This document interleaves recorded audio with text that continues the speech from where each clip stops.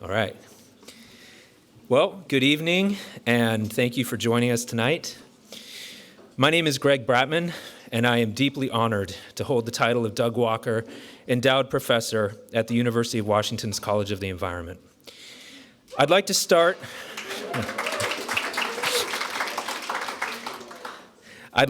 by stating that the University of Washington acknowledges the Coast Salish peoples of this land, the land that touches the shared waters of all tribes and bands within the Suquamish, Tulalip, and Muckleshoot nations. It's been several years since we have had the privilege of being together as a live audience for the Doug Walker Lecture. The main purpose of this series is to engage with the community, and it feels very good to be with you all here tonight. We have all been through so much in many different ways since the last time we gathered in person. I would like to acknowledge our valued sponsors who help us share new ideas every year through their support of the Doug Walker Lecture. Thank you to founding sponsor REI Cooperative Action Fund. You have been with us creating this vision since the beginning. Thank you to the Seattle Foundation, the Wilderness Society, Earth Lab, and the Washington Trails Association for your support. Your commitment makes tonight's event possible, and we're grateful for your partnership. And a final thank you to Cameron Catering for providing the delicious food. Action and hope in the face of crisis seems a fitting theme on which to center our time together this evening. As we saw just a few short weeks ago with the tragic loss of life and damage to property from Hurricanes Ian, Fiona, and the wildfire smoke that is still in our air, the impacts of climate change are already upon us. It threatens our survival and our way of life, most especially those whose connection to the land and water are intimately tied to their culture and identity. What we will explore tonight is how we approach this challenge. How can we cultivate hope and resilience despite dire projections and enormous stakes? How can we work together with our communities to enact big, positive change in the face of conditions that can easily lead to despair? We are thrilled to be joined tonight by this year's lecturer, environmental justice advocate and educator, and University of Washington Program on the Environment alumna, Jamie Stroble.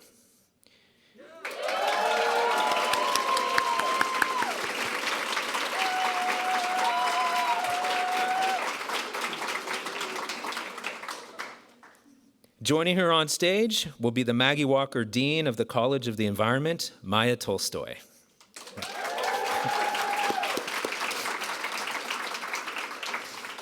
In a moment, I will hand it over to Maggie herself to further introduce our speakers. But first, I'd like to say a few words about Doug Walker, the man who is the reason we are gathered here tonight. Throughout my time at the University of Washington, I've always been struck by the way people talk about Doug. It is immediately apparent that his energy, passion, and commitment to sharing his love of nature was infectious, and that he left a powerful, unique impression on all who knew him. He dedicated himself to making the outdoors accessible to all and to helping others cultivate joy and purpose through interactions with the natural world.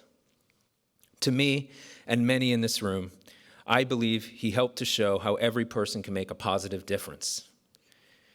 Now I'd like to introduce our next speaker, Maggie Walker. Maggie serves on the University of Washington Foundation Board. She and Doug were instrumental in the founding of the college, and she has been an advocate from day one over a decade ago. She is board chair of the National Audubon Society and president of the Walker Family Foundation. Maggie has spent decades supporting important work here in Seattle and around the country. The Walker family has had an incredible impact on the University of Washington and beyond. Please join me in welcoming Maggie Walker to the stage.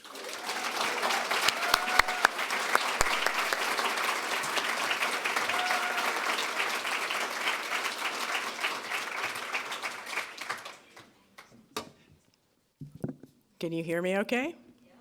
I'm shorter.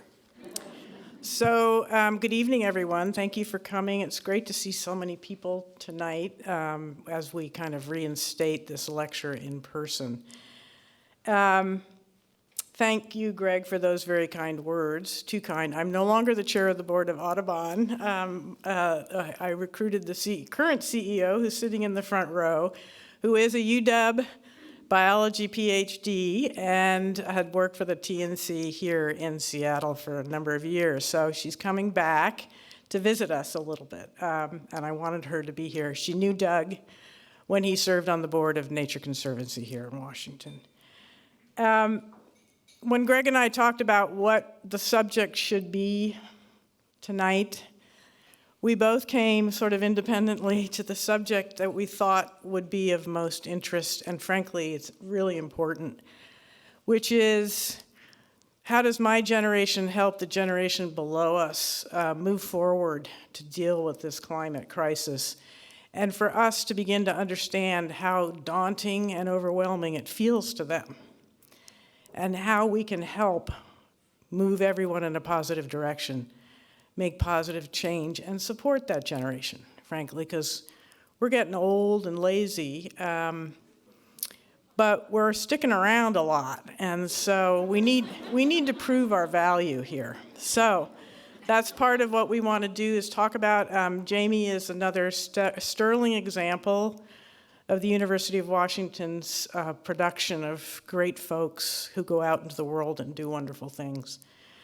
So I'm going to introduce the two speakers. It's my pleasure to introduce them. Maya Tolstoy is the new dean of the College of the Environment, and she's my dean. I got to name her. And I got a bunch of emails when they did the press release about her, and people were emailing, Maggie, are you the dean of the College of the Environment now? I was like, no way. So Maya is a marine geophysicist specializing in seafloor earthquakes and volcanoes, and she is, in fact, the Maggie Walker Dean of the College of the Environment at the University of Washington, which actually is a huge deal. She's coming to us after a 30-year career as a researcher, professor, administrator, and has dedicated herself to furthering our understanding of the fundamental processes of our planet and advancing diversity, equity, and inclusion in academia.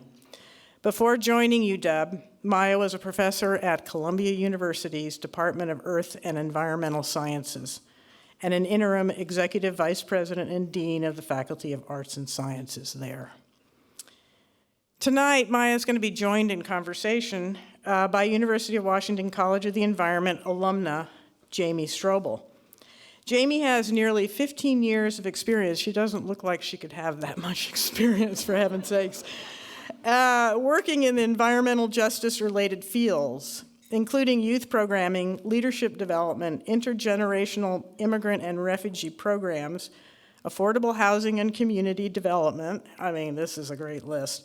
Food justice, air quality and environmental health, and the creation of equitable community partnerships. So as a movement builder, she is always looking for ways to support new leaders and new strategies to affect change. From working with youth in the Chinatown International District to leading leadership development programming for community organizations and starting paid climate equity internships at King County, she has long been committed to building the next generation of environmental leaders, and by Jove, we need them, particularly Black, Indigenous, and people of color who are underrepresented in the environmental field. From 2016 to 2021, she led the development of the first ever climate justice framework as part of King County's 2020 Strategic Climate Action Plan, and established the Climate Equity Community Task Force to center frontline communities, equity, and BIPOC voices in community-driven climate policymaking. She currently serves as co-chair of the Seattle Planning Commission, facilitator and environmental justice educator with No-EO Pathways, did I get that right? Thank you. And Built Environment Work Group co-lead with the Healthy King County Coalition and climate director for the Nature Conservancy of Washington. And that's probably in just her spare time. A common thread in all of her work is a commitment to democratizing policy and planning processes. centering equity and inclusion and environmental justice, and developing community leaders. So she is, in fact, a wonderful resource for us to hear from tonight. She will give us hope. Jamie was raised in Hawaii on the lands of the Kanaka Maoli. I'm no good at Hawaiian, even though I've been going there for 30 years. And has grown many roots over the last 18 years living on Coast Salish land here in Seattle. Please help me welcome both Maya Tolstoy and Jamie Stroble. Thank you.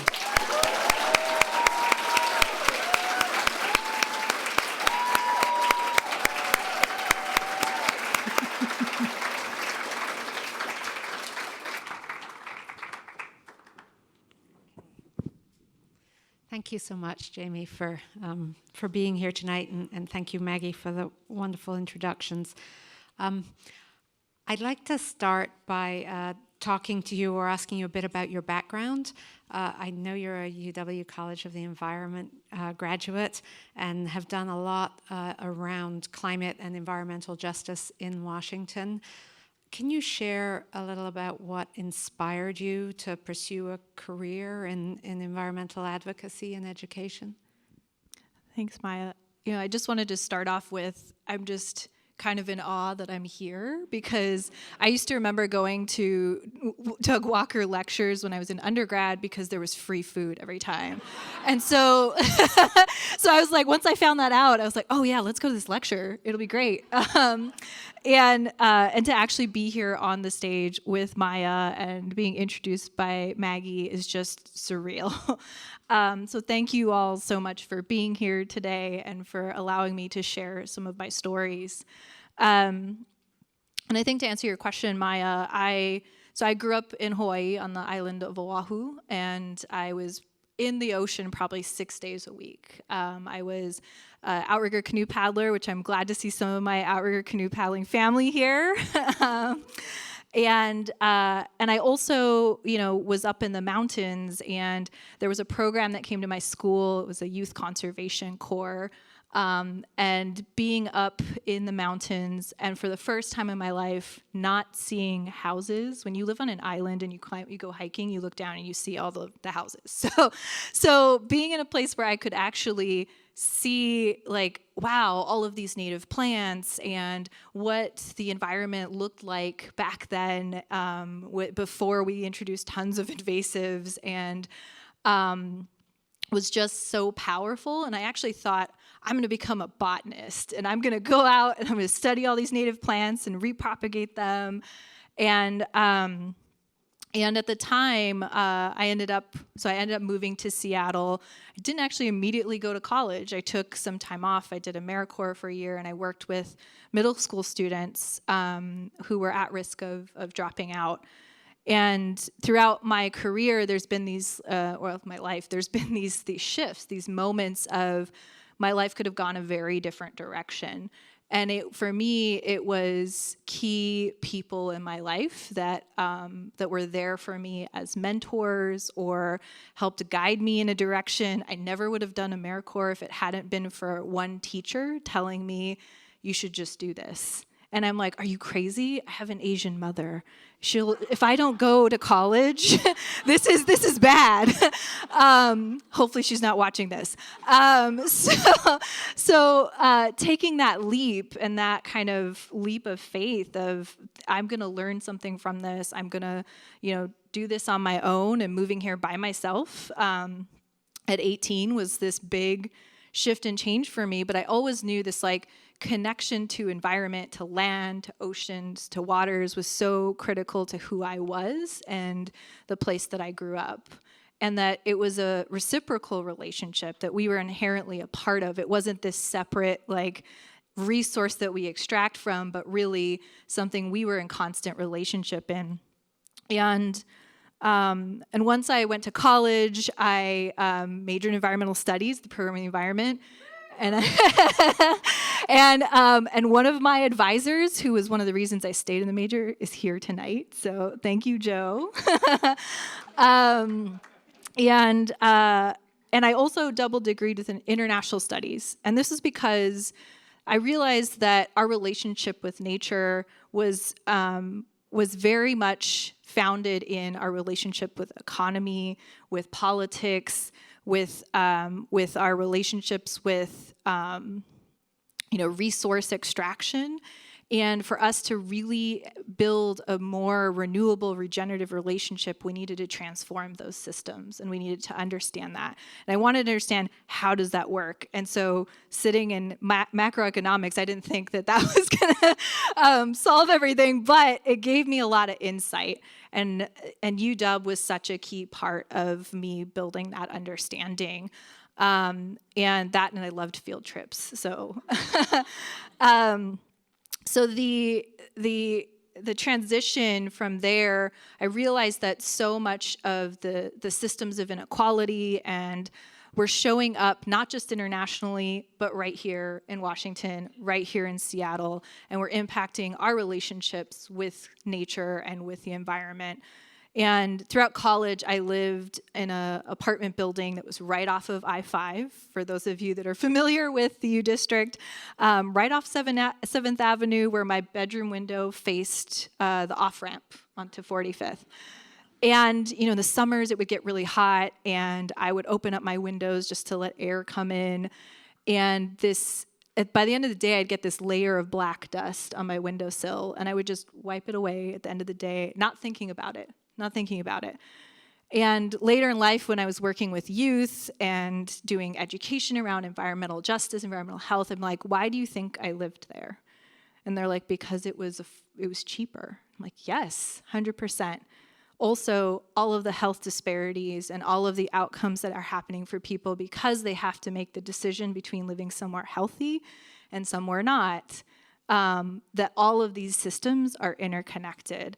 And that's how I ended up getting into environmental justice specifically, and my own lived experience of being a renter in Seattle for a long time and trying to find housing. And then when I went to work in the international district with my youth program there, the Chinatown International District is a neighborhood that has some of the least green space, that has borders, I-90, I-5, the bus tunnels, and there's just all this development around, and the air quality there is not as great. And there's a lot of low-income folks that are living in that neighborhood. And I saw the intersections of decisions that were being made, planning decisions that were being made, who was at the decision-making tables when I showed up places, and it usually didn't look like my youth or the elders I worked with.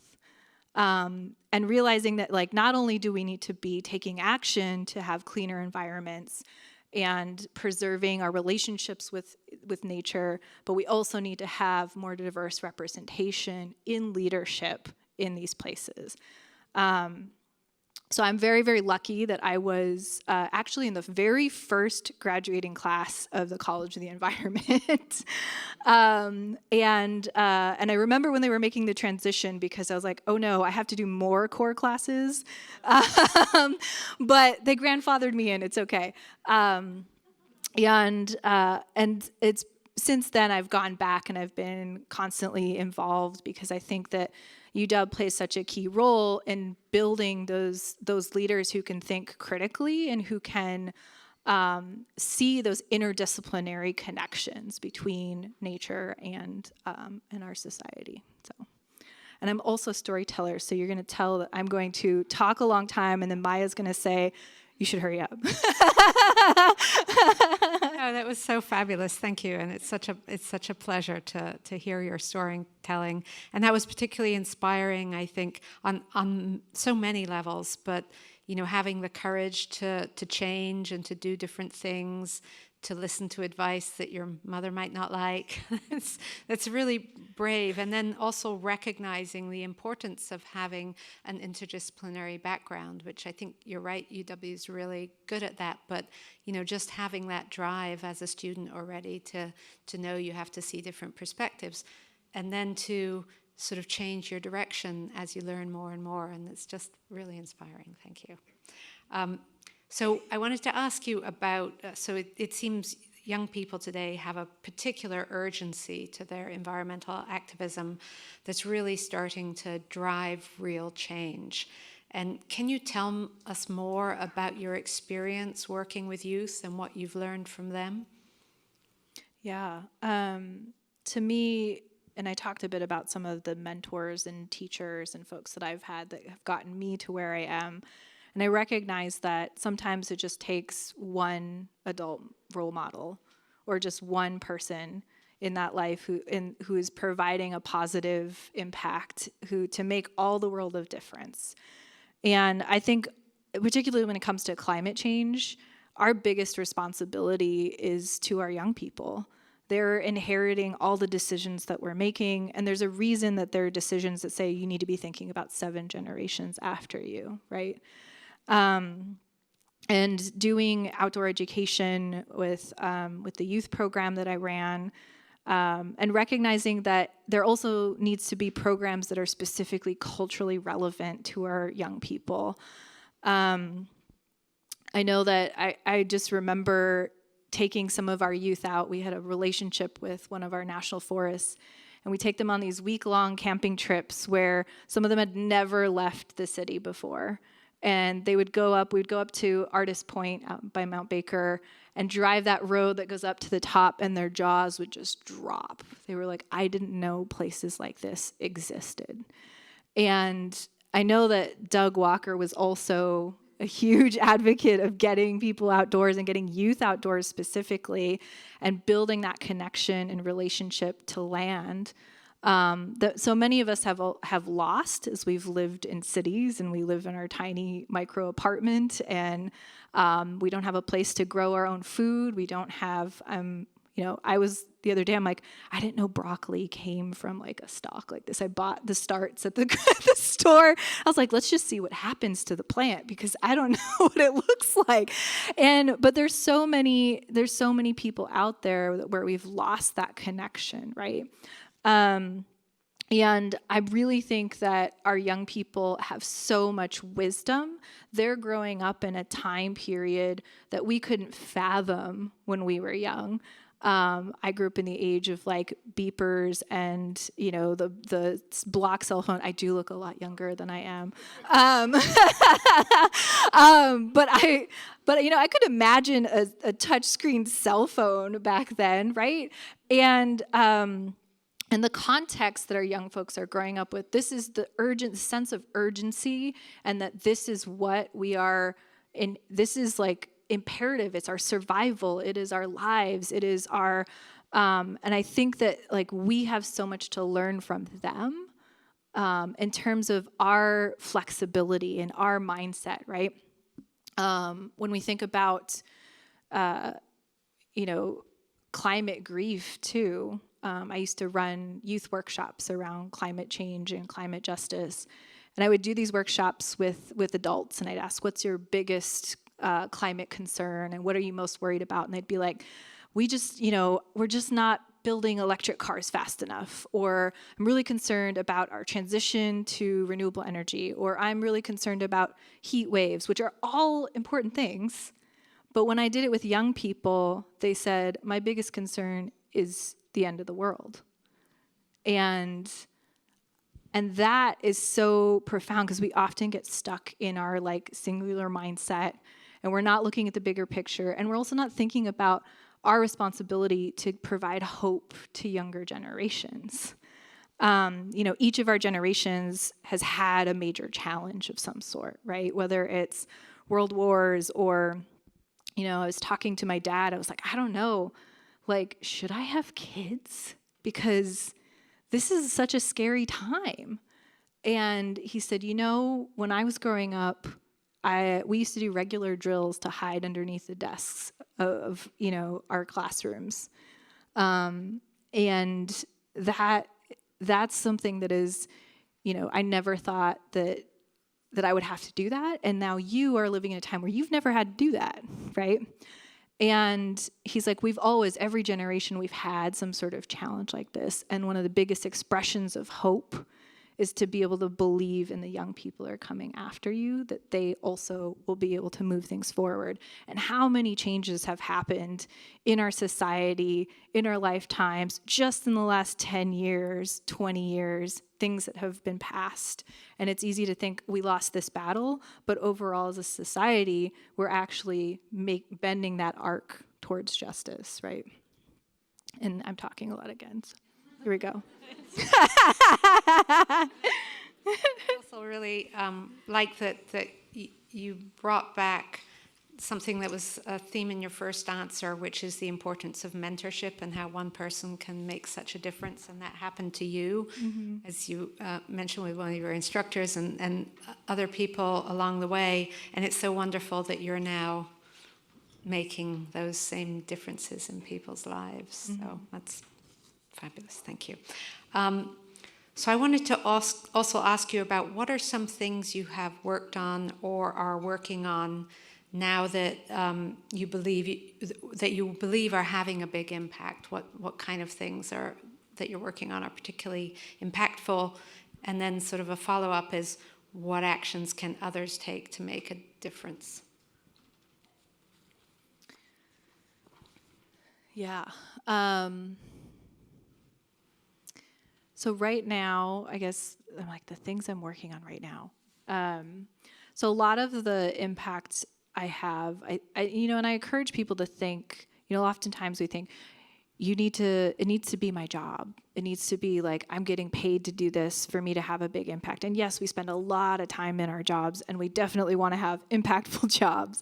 But when I talk to young people, I'm like, it's not just that. It's also how you live your life. It's also the decisions you make on a daily basis of where we spend our money and what causes are we supporting, where we volunteer our time, where are we building community.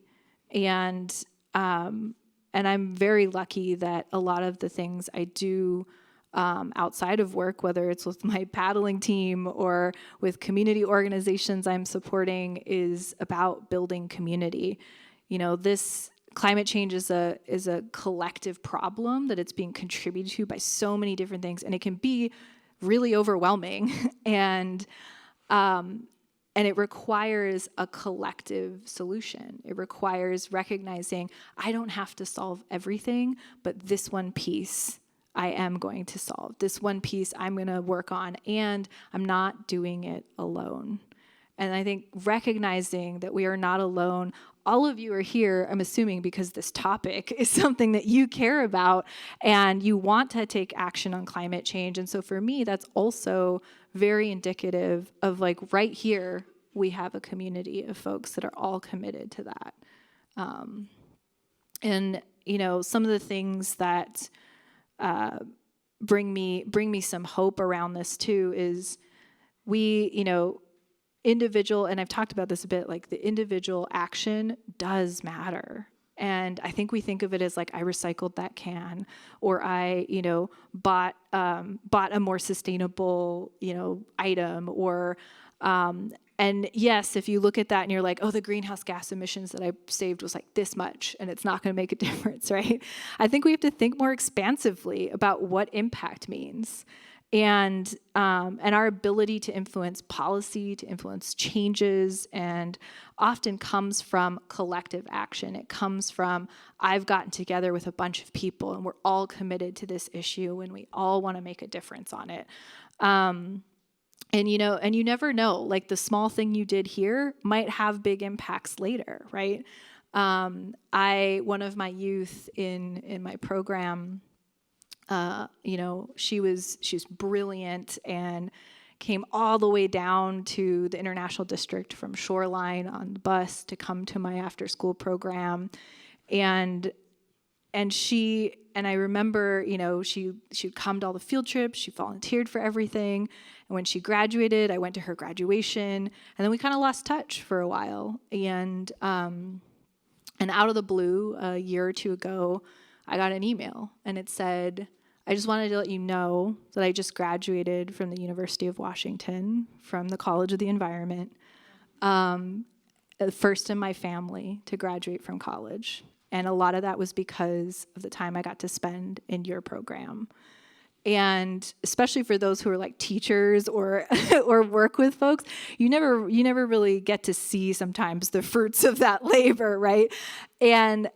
But I think like there's so many people's lives who we are touching on a daily basis where that one act can really change things.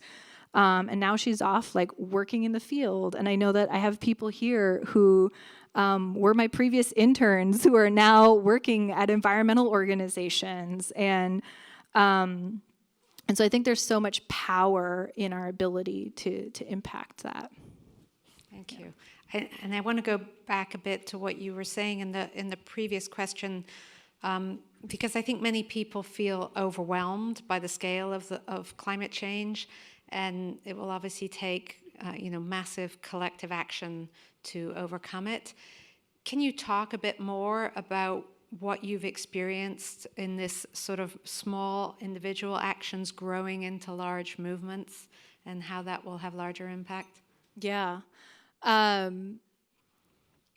think about two things. One, I had the fortune of serving on the first community partner steering committee for the Environment and Equity Initiative at the City of Seattle. And for me, it was the first time I got to sit in a policy space. It was the first time that I got invited to be in any of these tables. And usually they're inviting, the executive director. And I am the program manager of a youth program. And the fact that I got to be at that table was because one person said, you know what, we're going to do this differently. We're going to bring in people who are on the ground doing the work because they are closest to the problems and will be closest to the solutions. And we're going to change the way we normally do this. And we're going to compensate people for their time. And we're going to, build a community-driven policy. And it was such a transformative experience for me that when I went to King County, I said, they were like, well, we could take our plan out, do some work, and then get some feedback on it. And I said, we have the opportunity to do this differently. And being able to start the Climate Equity Community Task Force, to have people who, are working on a daily basis just to help their community put food on the table or find housing, or, oftentimes we're told like, oh, a lot of those communities are too busy working on survival, or they're too busy, they don't care about this issue, when it couldn't be farther from the truth, right? I had so many people that said, I want to make this a priority because I know that this issue is important to our young people, to our elders, and to our survival, and that this impacts everything else. And so I was just so impressed with people like giving a little piece of their time in order to move this forward. And I'll also say one of the stories that I always tell at my youth workshops that inspires me is how we got free youth transit passes in Washington State. So this year, the legislature passed so that youth will be able to have free transit passes. And it's a huge milestone. And especially for when I was running youth programs, I would have youth come to me after our programming and say, do you have any change so I can get home? And being able to, it opens so many doors, like being able to hold a part-time job, being able to go to youth programs, being able to go to the library. And there's also been a lot of research done that if you ride public transit as a young person, you are more likely to do it as an adult, right? So it's a climate action too. And it was students, so this started with students at Rainier Beach High School. They're high school students who organized, worked with their teachers, and said, the policy at the time was you had to live more than 2 miles away from the school to get a transit pass, and you didn't get one during the summer, and if you lived 1.99 miles away, sorry. And they said, not all neighborhoods are the same too. If I have to walk 1.5 miles in one neighborhood versus another, very different.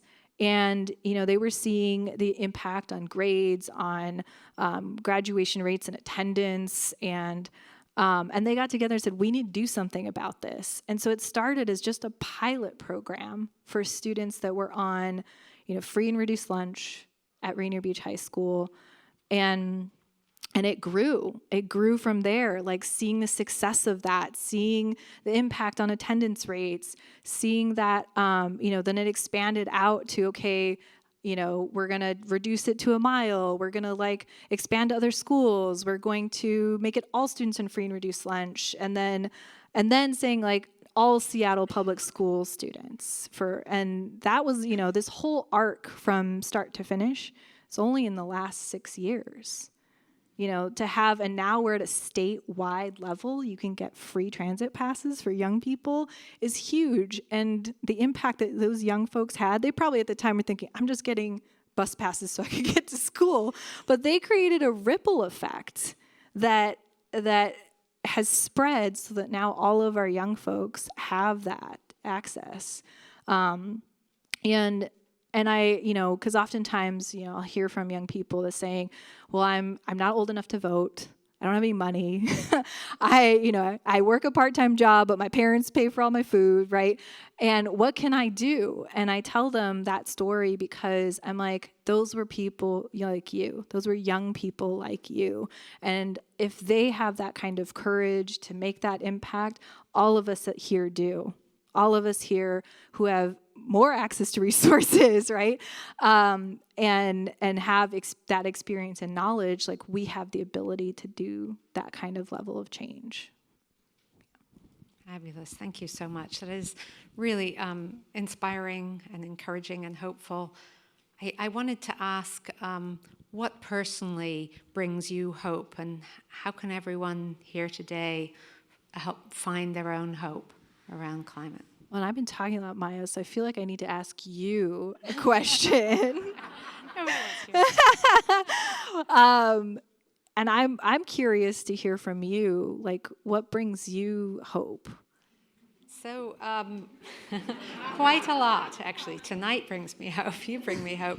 I have hope on multiple levels. The fact that we have faced crises before, like you talked about your father's generation, and we've overcome them. I think that I'm also hopeful in that I think much of the technology that we really need to turn this around already exists. It really frustrates me when people say, well, it's too expensive to do X, Y, or Z, and gas is so much cheaper, fossil fuels are so much cheaper, but they're not including the accounting of the effects and how it's going to affect humanity. And so I think when people start doing those calculations, they'll see we have a lot of what we need. Of course, we need to continue to innovate. But I also am encouraged by the increasing focus on environmental justice and on recognizing the depths of challenges that different communities face, and that we have to listen to different voices in thinking about solutions, and particularly ask people on the front lines what they need, what they think. I honestly get so much hope from the College of the Environment, from my day job.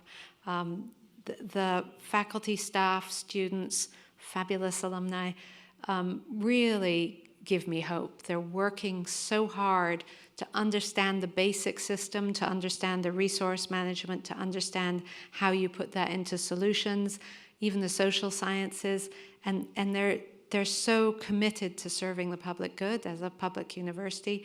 And so I really, just seeing this amazing team at work every day that works so hard, and then seeing what our graduates go on to do is very, very inspiring and hopeful for me. So, Thank you. Thank you for sharing that. Can you talk a little about what? Yes, I can talk too. I think to your point of like the technology exists, I also think there's solutions that we can't even fathom right now that are just waiting to come forward. And so there's so much hope there as well. Like, we never thought we would have a folding smartphone screen. Like, I never thought that was going to be a thing.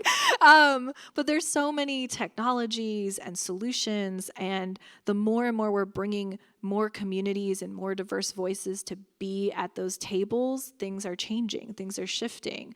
The impact that I'm also able to have in my day job on like state policy was not something I fathomed I would be a part of either, which I'm not sure if politics is where I want to be, but I recognize like we have such momentum right now.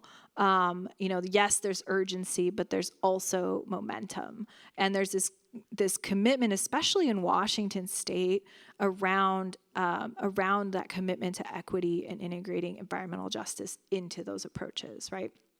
When I think about hope too, I was talking with a colleague of mine one day, and I was like, I told him, someone called me an optimist the other day, and I think they're wrong.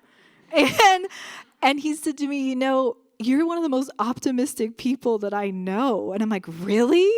And he's like, yeah. And I realized it's because hope is not blind optimism, right? Because there is like this like toxic positivity of like, we're going to be able to solve everything. Everything's going to be fine. No one's going to get left behind, right? Hope comes from seeing the world with your eyes open and seeing the possibility for change.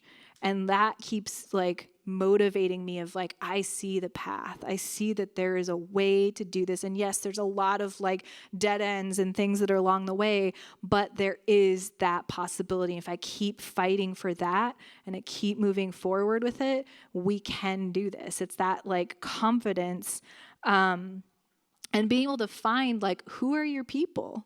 Who are your co-conspirators? Who are your community members, your folks who share your values and want to commit to those changes? And you'll feel so much more energized when you're around them and you want to move things forward with them. And that can be small, with just your family or a friend, and it could be large with like a place or community you're a part of, or volunteer organization, or your job, or it can just be finding that that young person. For me, it's like holding the door open behind me is so critical. To me, I'm like, that's almost as important as every other work I do. Even if I'm helping to, implement a program or pass a policy or write a plan, I'm like, that is just as important as making sure that I'm not the last person to do this work. And that was why, like, even though they were like, you don't have time or capacity to create that internship program at King County, and I said, I will make time. And to be able to see now that program is, fully paid and pays well. I was that person in college that could not afford to do an unpaid internship. And I watched my friends get jobs because they had done the unpaid internship. And I graduated during the recession, so this was like, not a great time to not be able to get a job. And I remember, like thinking, anything I can do from here on out is to level the playing field. It's to make sure that we are providing those opportunities, and it's not just being paid, but it's also having more seats at the table. And we also, maybe we need to stop talking about a table. Like, can we make it a different like maybe we need to change the layout of the room entirely.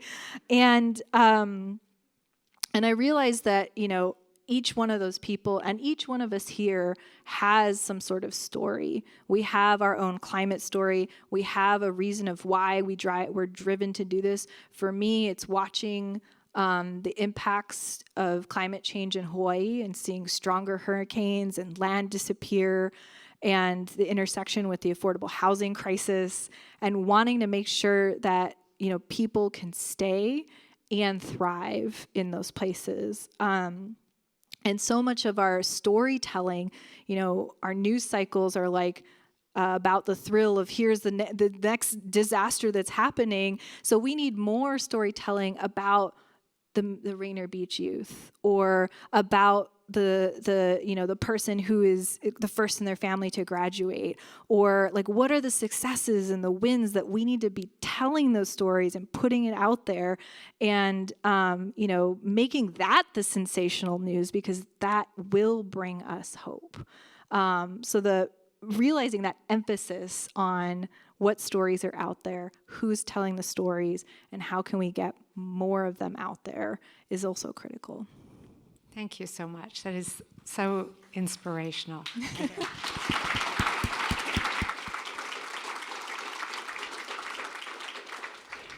So we are going to move into a different phase here. We're going to go to the question and answer period in just a moment. But first, I want to do a little thing with the audience to turn to someone that you didn't come with, introduce yourself, and discuss what brings you here today and what brings you hope. And just for a minute or two. And before we do that, I want to say I asked specifically for this to happen, and that's because I talked about how building community is so important. And you're all committed to this issue. So I was like, we're going to make people talk to other people. So please take this moment to we're just going to take a couple minutes. Just introduce yourself to someone you didn't come with that you don't know and say why you're here. I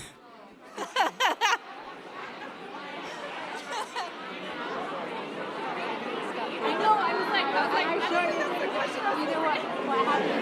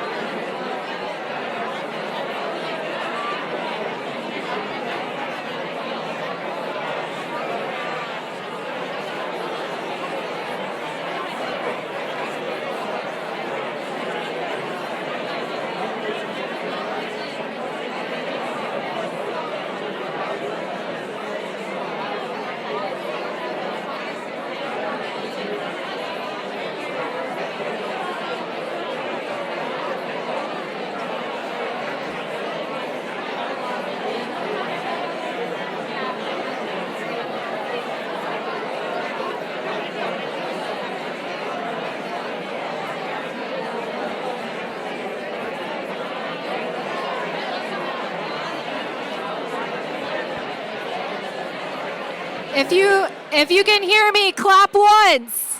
If you can hear me, clap twice. If you can hear me, clap 3 times. If you can hear me, pause your conversation.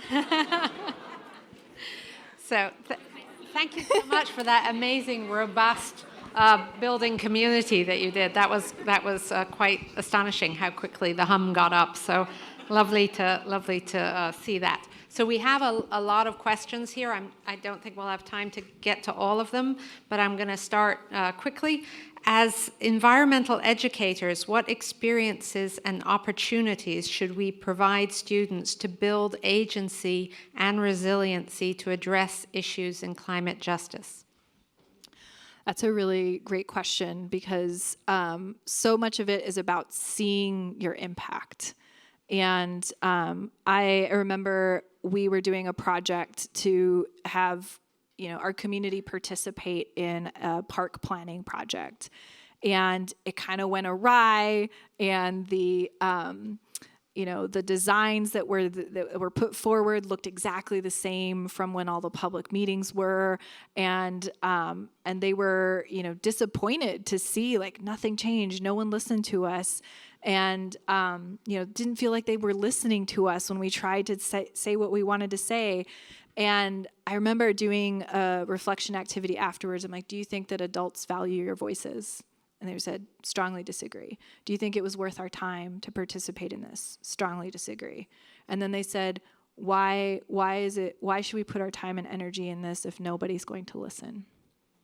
And I was heartbroken because I'm like, that was not the intention of this program.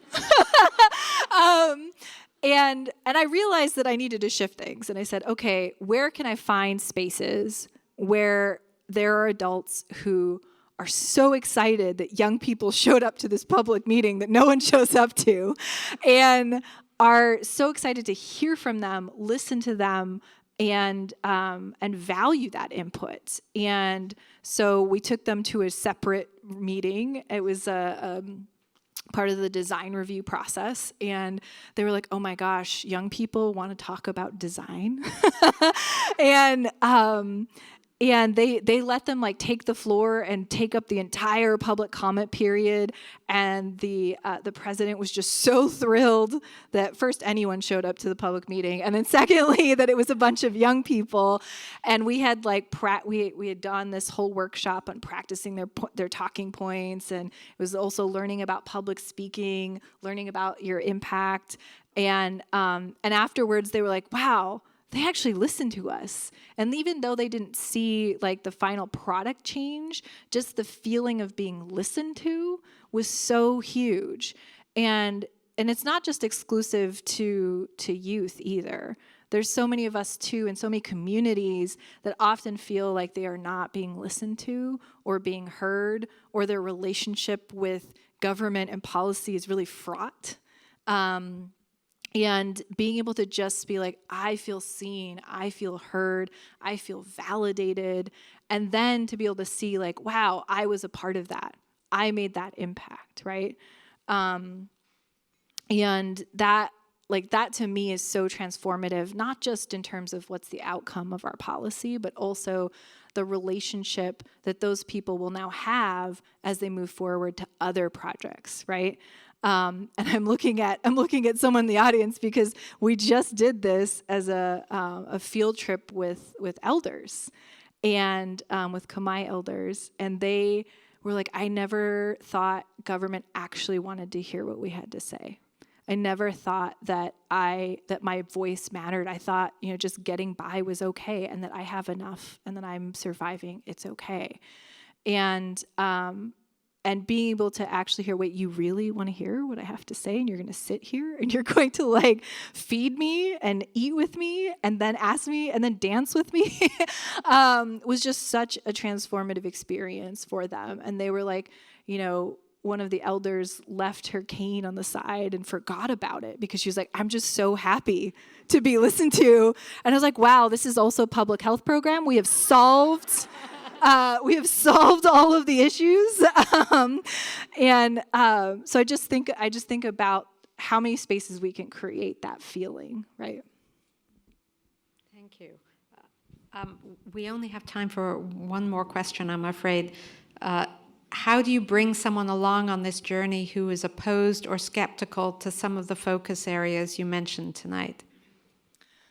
That is also a great question. I know many of us probably have that family member or that or, you know, have traveled to places where you're like, ooh, I can't talk. I actually, funny story, like having a climate director as my job title, I went to my niece's high school graduation out in a very tiny town in the Midwest.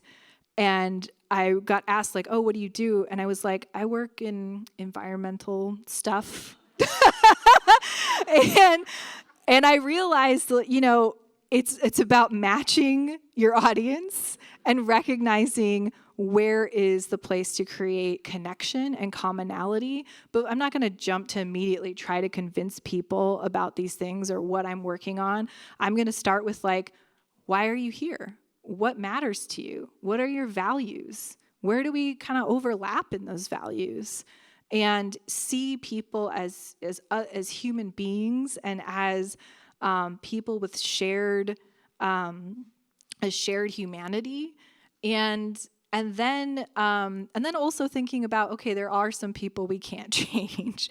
So where am I going to put my energy and my effort? And, you know, the Yale Center for Climate Communications does this really great survey every year, this like survey of climate opinion across the entire country. It's a really cool tool because you can zoom down all the way to like the census tract level. So you can look at Washington State. You can look all over the country. And one of the things, you know, they do this every year so you can see the trends over time. And one of the areas that's consistently going up, and is the majority is this belief, yes, climate change is real, and I want to do something about it. And that number of, like, we're no longer in the minority of having to convince everybody that this is an issue and that this is a crisis. We're no longer there. There are going to be people that we can't convince. And Yale breaks it down into the 6 Americas, right? It's the people over here who are already in your camp and you don't need to do a whole lot of work to convince them to take action. And then the people over here that you're probably going to have long conversations with them and it goes nowhere. And so our responsibility is for those in the middle. How are we moving the folks who are like, I've heard about this issue. I know it impacts me. I know I'm breathing wildfire smoke. I know the last few weeks has been particularly poignant for us, right?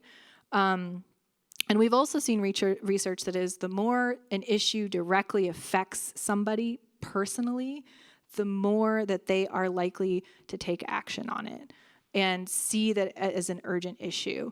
And, you know, the last several weeks, actually, it sucks that we have to call this like a wildfire smoke season now, right?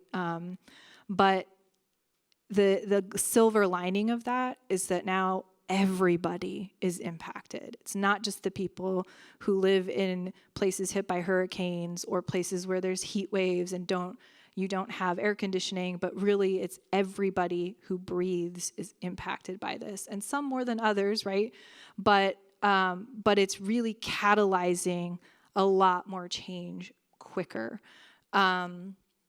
And I think about, like, the community we're building here, the fact that we are not alone in this struggle, we are the majority of people taking action, and that gives me hope.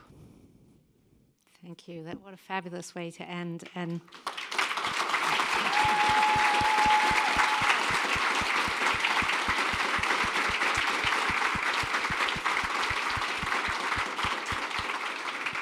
so I just want to wrap up with a few comments and thank a few people. First, I want to really thank the staff from the College of the Environment who have spent weeks putting this together, helping us think about it, and organizing the event tonight. So please, a round of applause for them.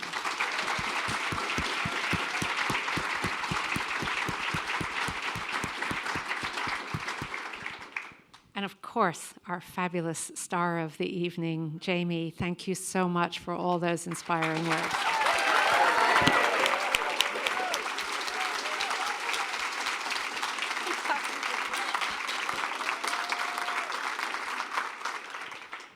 I hope you all leave here tonight with more hope. Thank you, Maggie, also. I'm really honored to be the Maggie Walker Dean. You are opening doors for me just by allowing me to use your name, and I really appreciate it. Thank you.